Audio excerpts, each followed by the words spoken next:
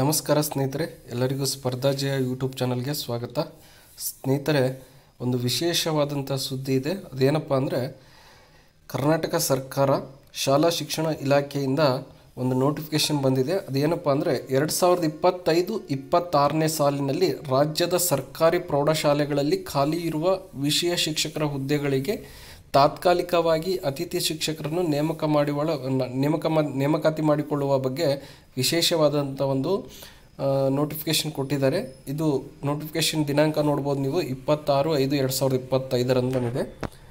ನೋಡಿರಿ, ಇಲ್ಲಿ ಈ ಒಂದು ಶೈಕ್ಷಣಿಕ ವರ್ಷದಲ್ಲಿ 2025-26ನೇ ಸಾಲಿನ ಸರ್ಕಾರಿ ಪ್ರೌಢಶಾಲೆಗಳಲ್ಲಿ ಖಾಲಿ ಇರುವ ವಿಷಯ ಶಿಕ್ಷಕರ ಹುದ್ದೆಗಳಿಗೆ ವಿದ್ಯಾರ್ಥಿಗಳ ಶೈಕ್ಷಣಿಕ ಹಿತದೃಷ್ಟಿಯಿಂದಾಗಿ ನೇರ ನೇಮಕಾತಿ, ಬಡ್ತಿ, ವರ್ಗಾವಣೆ ಮೂಲಕ ಭರ್ತಿ ಮಾಡುವವರೆಗೆ ಅಥವಾ ಪ್ರಸಕ್ತ ಶೈಕ್ಷಣಿಕ ಸಾಲಿನ ಮಾರ್ಚ್ 2026ರ ಅಂತ್ಯದವರೆಗೆ ಇವುಗಳಲ್ಲಿ ಯಾವುದು ಮೊದಲು ಅಲ್ಲಿಯವರೆಗೂ 11,000 ಅತಿಥಿ ಶಿಕ್ಷಕರನ್ನ ನೇಮಕಾತಿಗಾಗಿ ತಾತ್ಕಾಲಿಕ ನೇಮಕವಾಗಿ ಗೌರವಧನದ ಆಧಾರದ ಮೇಲೆ ನೇಮಕ ಮಾಡಿಕೊಳ್ಳಲು ಸೂಚಿಸುತ್ತಾರೆ ಅಂತ ಕೊಟ್ಟಿದ್ದಾರೆ.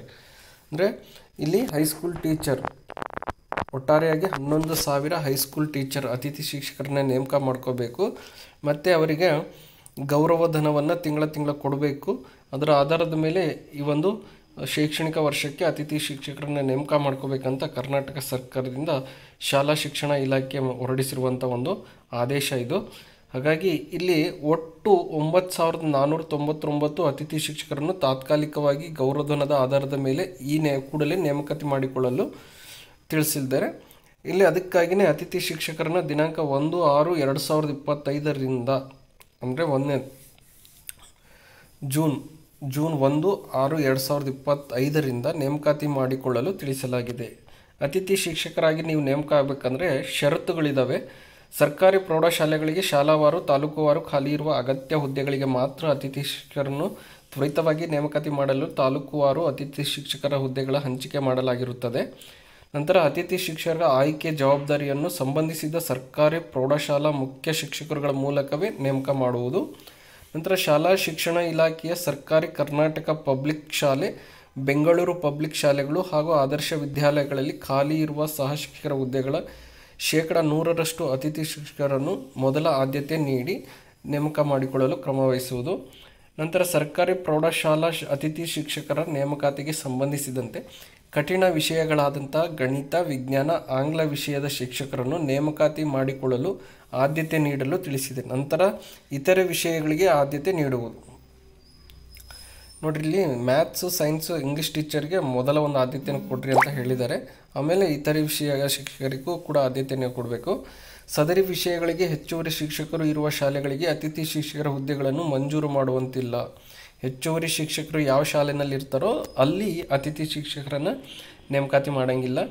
ಅತಿಥಿ ಶಿಕ್ಷಕರನ್ನು ನೇಮಕ ಮಾಡಿಕೊಂಡ ಹುದ್ದೆಗೆ ವರ್ಗಾವಣೆ ನೇಮಕಾತಿ ಮುಖಾಂತರ ಕಾಯಂ ಶಿಕ್ಷಕರು ಸ್ಥಳ ನಿಯುಕ್ತಿಗೊಂಡಲ್ಲಿ ಸದರಿ ಹುದ್ದೆಯಲ್ಲಿ ಕಾರ್ಯನಿರ್ವಹಿಸುತ್ತಿದ್ದ ಅತಿಥಿ ಶಿಕ್ಷಕರನ್ನು ಕರ್ತವ್ಯದಿಂದ ಬಿಡುಗಡೆಗೊಳಿಸಿ ಅದೇ ತಾಲೂಕು ಪಂಚಾಯಿತಿ ವ್ಯಾಪ್ತಿಯಲ್ಲಿ ವರ್ಗಾವಣೆಯಿಂದ ತೆರವಾದ ಹುದ್ದೆಗೆ ಅತಿಥಿ ಶಿಕ್ಷಕರನ್ನು ಹಂಚಿಕೆ ಮಾಡುವುದು. ನಂತರ ಅತಿಥಿ ಶಿಕ್ಷಕರನ್ನು ಅತಿ ಹೆಚ್ಚು ಮಕ್ಕಳಿರುವ ಹಾಗೂ ಹೆಚ್ಚಿನ ಸಂಖ್ಯೆಯಲ್ಲಿ ಶಿಕ್ಷಕರ ಹುದ್ದೆಗಳು ಖಾಲಿ ಇರುವ ಪ್ರೌಢಶಾಲೆಗಳಿಗೆ ಆದ್ಯತೆ ಮೇರೆಗೆ ಒದಗಿಸುವುದು. ಅತಿಥಿ ಶಿಕ್ಷಕರನ್ನು ಆಯಾ ಹುದ್ದೆಗೆ ವೃಂದ ಮತ್ತು ನೇಮಕಾತಿ ನಿಯಮಗಳಲ್ಲಿ ನಿಗದಿಪಡಿಸಿದ ಕನಿಷ್ಠ ವಿದ್ಯಾರ್ಹತೆಯನ್ನು ಪರಿಗಣಿಸಿ ಹಾಗೂ ಅತಿಥಿ ಶಿಕ್ಷಕರ ನೇಮಕಾತಿಗೆ ಸ್ವೀಕೃತವಾದ ಅರ್ಜಿಗಳಲ್ಲಿ ಹೆಚ್ಚು ಮೆರಿಟ್ ಹೊಂದಿರುವ ಅಭ್ಯರ್ಥಿಗಳನ್ನು ಆಯ್ಕೆ ಮಾಡಿ. ಅಂದರೆ ಇಲ್ಲಿ ನಿಮ್ಮ ಒಂದು ಕ್ವಾಲಿಫಿಕೇಷನ್ನು TET ಮತ್ತು ನಿಮ್ಮ B.Ed, BA ಈ ಒಂದು ಮಾರ್ಕ್ಸ್ಗಳಲ್ಲಿ ಪಡೆದಿರುವಂಥ ಅಂಕಗಳು ಮತ್ತು ಅದರ ಆಧಾರದ ಮೇಲೆ ನಿಮಗೆ ಮೆರಿಟನ್ನು ತೆಗೆದು ಯಾರು ಮೆರಿಟ್ ಹೆಚ್ಚಿರುತ್ತೋ ಅವರಿಗೆ ಹೆಚ್ಚು ಒಂದು ಆದ್ಯತೆಯನ್ನು ನೀಡಲಾಗುತ್ತದೆ. ಅತಿಥಿ ಶಿಕ್ಷಕರು ಹಾಜರಾತಿ ವಹಿಯನ್ನು ಪ್ರತ್ಯೇಕವಾಗಿ ನಿರ್ವಹಿಸುವುದು. ಅತಿಥಿ ಶಿಕ್ಷಕರಾಗಿ ಯಾವ ಕೆಲಸ ಮಾಡ್ತಿರೋ ಅವರಿಗೆ ಹಾಜರಾತಿ ಪುಸ್ತಕ ಇರುತ್ತೆ, ಅದನ್ನು ಪ್ರತ್ಯೇಕವಾಗಿ ಆಯಾ ಶಾಲಾ ಮುಖ್ಯೋಪಾಧ್ಯಾಯರು ಅದನ್ನು ನಿರ್ವಹಿಸಬೇಕು. ಅತಿಥಿ ಶಿಕ್ಷಕರಾಗಿ ಸರ್ಕಾರಿ ಪ್ರೌಢಶಾಲಾ ಶಿಕ್ಷಕರ ಗೌರವ ಸಂಭಾವನಾ ದರವನ್ನು ಸರ್ಕಾರಿ ಆದೇಶದಲ್ಲಿ ನಿಗದಿಪಡಿಸಿರುವಂಥ ಮಾಹಿತಿಯಿಂದ 12,500 ಆಗಿರುತ್ತದೆ. ಈ ಗೌರವಧನ ಪಾವತಿಯನ್ನು ಅತಿಥಿ ಶಿಕ್ಷಕರು ಕರ್ತವ್ಯಕ್ಕೆ ಹಾಜರಿದ ದಿನಾಂಕದಿಂದ ಪಾವತಿಸಿ. ನೀವು ಯಾವಾಗ ಜಾಯ್ನ್ ಆಗ್ತೀರೋ ಅಲ್ಲಿಂದ ನಿಮಗೆ ಸ್ಯಾಲ್ರಿಯನ್ನು ಕೊಡ್ತಾರೆ. ನಂತರ 28/4/2025 ವರ್ಗಾವಣೆ ತಂತ್ರಾಂಶದಲ್ಲಿ ಇರುವ ಒಟ್ಟು 9,499 ಖಾಲಿ ಹುದ್ದೆಗಳ ಅನುಸಾರ ತಾಲೂಕುವಾರು ಅತಿಥಿ ಶಿಕ್ಷಕರ ಹುದ್ದೆಗಳನ್ನು ಹಂಚಿಕೆ ಮಾಡಲಾಗಿದ್ದು, ಸದರಿ ಅತಿಥಿ ಶಿಕ್ಷಕರ ಹುದ್ದೆಗಳನ್ನು ತಾಲೂಕು ಪಂಚಾಯಿತಿವಾರು ಮರು ಹಂಚಿಕೆ ಮಾಡಿ ಅನುದಾನ ವಿವರಗಳನ್ನು ಈ ಕಚೇರಿಗೆ ಸಲ್ಲಿಸಿದ ನಂತರ ತಾಲೂಕಿನಿಂದ ತಾಲೂಕಿಗೆ ಅತಿಥಿ ಶಿಕ್ಷಕರ ಮರು ಹಂಚಿಕೆ ಮಾಡುವಂತಿಲ್ಲ. ನಂತರ ನಿಯೋಜನೆಯ ಮೇಲೆ ತೆರವಾದ ಹುದ್ದೆಗಳಿಗೆ ಅತಿಥಿ ಶಿಕ್ಷಕರ ಹುದ್ದೆಗಳನ್ನು ಮಂಜೂರು ಮಾಡುವಂತಿಲ್ಲ. ಇನ್ನು ಹೆಚ್ಚಿನ ಖಾಲಿ ಇರುವ ಹುದ್ದೆಗಳಿಗೆ ಅತಿಥಿ ಶಿಕ್ಷಕರ ಅವಶ್ಯಕತೆ ಇದ್ದಲ್ಲಿ ಮಾಹಿತಿಯನ್ನು ಉಪನಿರ್ದೇಶಕರು ಮೂಲಕ ಮಾಹಿತಿಯನ್ನು ಸಲ್ಲಿಸುವುದು. ಇದಿಷ್ಟೇನಪ್ಪ ಅಂದರೆ ಅತಿಥಿ ಶಿಕ್ಷಕರನ್ನು ಯಾವ ರೀತಿ ನೇಮಕ ಮಾಡ್ಕೋಬೇಕು ಅನ್ನೋ ಒಂದು ಷರತ್ತನ್ನು ಸರ್ಕಾರ ವಿಧಿಸಿರುವಂಥ ಇದು ಷರತ್ತುಗಳು. ಈ ನಿಯಮದ ಪ್ರಕಾರನೇ ಅತಿಥಿ ಶಿಕ್ಷಕರನ್ನು ನೀವು ನೇಮಕ ಮಾಡ್ಕೋಬೇಕು.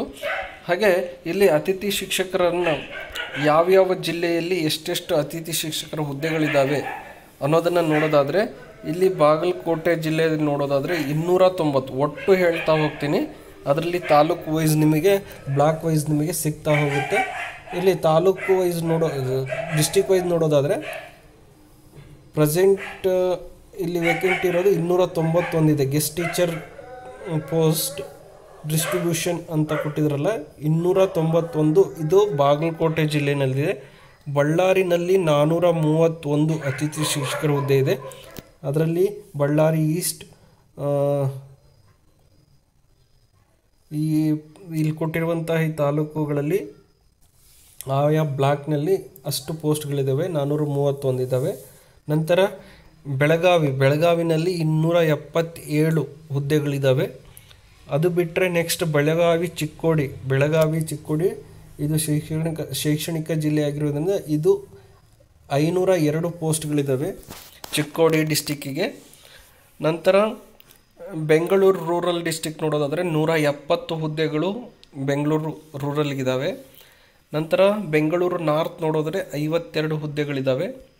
ಬೆಂಗಳೂರು ಸೌತ್ ನೋಡಿದ್ರೆ 128. ಬೀದರ್ ಇಲ್ಲಿ 330 ಹುದ್ದೆಗಳಿದ್ದಾವೆ. ನೆಕ್ಸ್ಟ್ ಚಾಮರಾಜನಗರ 178 ಹುದ್ದೆಗಳಿದ್ದಾವೆ. ಚಿಕ್ಕಬಳ್ಳಾಪುರ 262 ಹುದ್ದೆಗಳಿದ್ದಾವೆ. ಚಿಕ್ಕಮಗಳೂರು 189 ಹುದ್ದೆಗಳಿದ್ದು. ಚಿತ್ರದುರ್ಗ 118 ಹುದ್ದೆಗಳಿದ್ದಾವೆ. ದಕ್ಷಿಣ ಕನ್ನಡ ಒಟ್ಟು 316. ದಾವಣಗೆರೆ 104.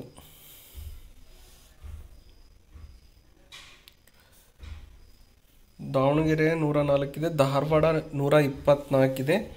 ಗದಗ ಡಿಸ್ಟಿಕ್ಕು 233 ಹುದ್ದೆಗಳಿದ್ದಾವೆ. ಹಾಸನ 435 ಹುದ್ದೆಗಳು. ಅದೇ ರೀತಿಯಾಗಿ ಹಾವೇರಿ 237 ಹುದ್ದೆಗಳಿದ್ದಾವೆ.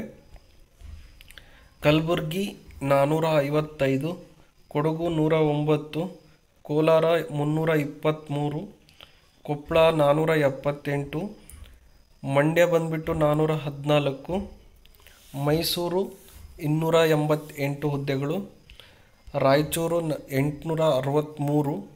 ರಾಯಚೂರು ಡಿಸ್ಟಿಕ್ನಲ್ಲಿ ಅತಿ ಹೆಚ್ಚು ಅತಿಥಿ ಶಿಕ್ಷಕರನ್ನು ಬೇಕಾಗಿದ್ದಾರೆ. 863 ಹುದ್ದೆಗಳಿದ್ದಾವೆ ರಾಯಚೂರು. ರಾಮನಗರ ಬಂದುಬಿಟ್ಟು 224 ಹುದ್ದೆಗಳಿದ್ದಾವೆ. ಶಿವಮೊಗ್ಗ 190, ತುಮಕೂರು 250 ಹುದ್ದೆಗಳು.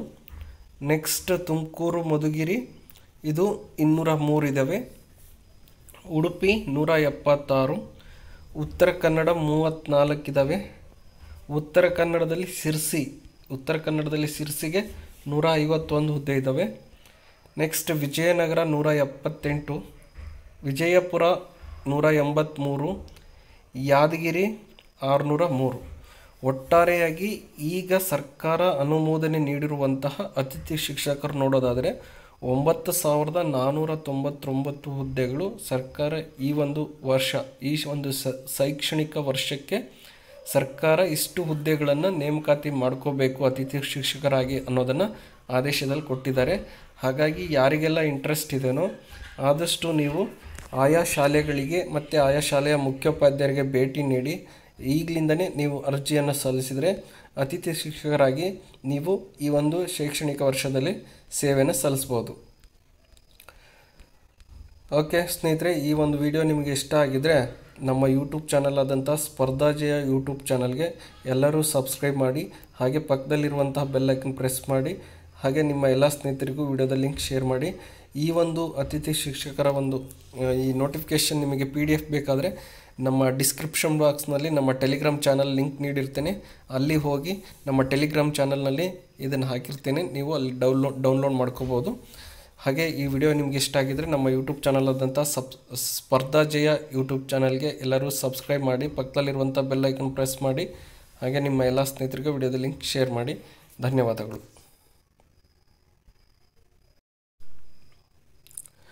ನಮಸ್ಕಾರ ಸ್ನೇಹಿತರೆ, ಎಲ್ಲರಿಗೂ ಸ್ಪರ್ಧಾ ಜಯ ಯೂಟ್ಯೂಬ್ ಚಾನಲ್ಗೆ ಸ್ವಾಗತ. ಸ್ನೇಹಿತರೆ, ಈ ಒಂದು ವಿಡಿಯೋದಲ್ಲಿ ಅನುದಾನಿತ ಪ್ರೌಢಶಾಲೆಯಾದಂತಹ ಮಿಲ್ಲತ್ ವಿದ್ಯಾ ಮತ್ತು ಕಲ್ಯಾಣ ಸಂಸ್ಥೆ ದಾವಣಗೆರೆ, ಈ ಒಂದು ಸಂಸ್ಥೆಯಲ್ಲಿ ಖಾಲಿ ಇರುವಂತಹ ಅನುದಾನಿತ ಶಿಕ್ಷಕರಿಗೆ ಅರ್ಜಿಯನ್ನು ಆಹ್ವಾನಿಸಿದ್ದಾರೆ. ಇಲ್ಲಿ ಆಂಗ್ಲ ಭಾಷಾ ಸಹ ಶಿಕ್ಷಕರ ಹುದ್ದೆಗೆ ಅರ್ಜಿಯನ್ನು ಆಹ್ವಾನಿಸಿದ್ದಾರೆ. ಇಲ್ಲಿ ಅವ್ರು ಹೇಳ್ತಾ ಹೋಗ್ತಾರೆ, ಮಾನ್ಯ ಆಯುಕ್ತರ ಕಚೇರಿ, ಸಾರ್ವಜನಿಕ ಶಿಕ್ಷಣ ಇಲಾಖೆ, ನೃಪತುಂಗ ರಸ್ತೆ, KR ವೃತ್ತ, ಬೆಂಗಳೂರು.